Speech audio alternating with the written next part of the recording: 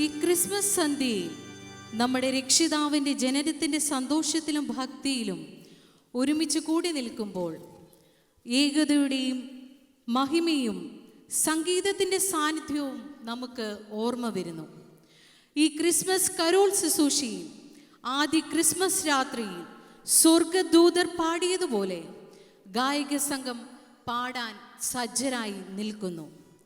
ഈ ശുശ്രൂഷയുടെ അനുഗ്രഹത്തിനു വേണ്ടി നമുക്ക് പ്രാർത്ഥന അർപ്പിക്കാം.